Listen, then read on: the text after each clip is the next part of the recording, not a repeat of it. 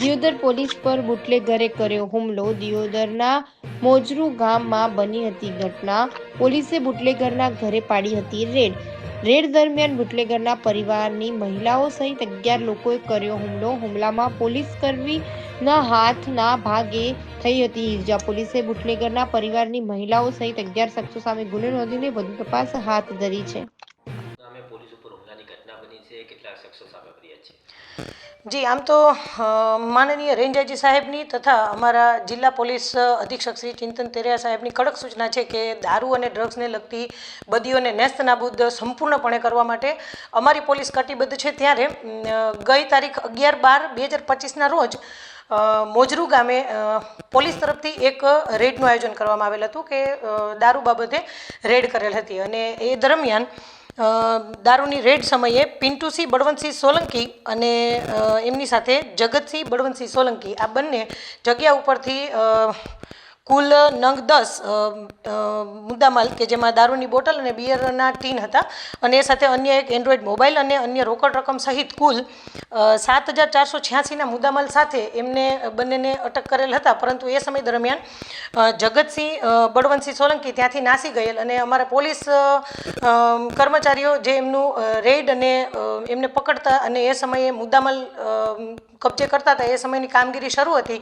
તે દરમિયાન જગતસિંહ બળવંતસિંહ સોલંકી અન્ય કેટલાક ઈસમો જેમ કે Bharatsinh Balvantsinh Solanki, Balvantsinh Chelaji Solanki, Vachansinh Balvantsinh Solanki, Lalsang Bharatsang Balvantsinh Solanki, Vikramsinh Balvantsinh Solanki, Sonalba daughter of Vikramsinh Balvantsinh Solanki, Nishaba wife of Vachansinh Balvantsinh Solanki, Bhupatsinh Chamnaji Solanki, Ratansinh Prahladsinh Solanki અને ભેમસિંહજી જોગાજી સોલંકી એમ મળીને કુલ 11 માણસો સાથે મળી અને આ જે કામગીરી અમારી ચાલુ હતી અને કાયદેસરની રેડ દરમિયાન મુદ્દામાલ જપ્ત કરી અને એ બાબતની કામગીરીમાં અડચણરૂપ થઈ અને તેમાં રહેલો એક વ્યક્તિ જેનું નામ છે જગતસિંહ નાઓએ અમારા પોલીસ કોન્સ્ટેબલ રાજેશભાઈ બળદેવભાઈને હાથ ઉપર લાકડી મારી ફ્રેક્ચર કરી અને ગંભીર ઈજા કરેલ છે અને પોલીસના માણસો ઉપર છૂટા પથ્થરના ઘા કરી અને એમની કાયદેસરની જે કાર્યવાહી છે અને એમની ફરજમાં રૂકાવટનું એક કૃત્ય કરેલું છે.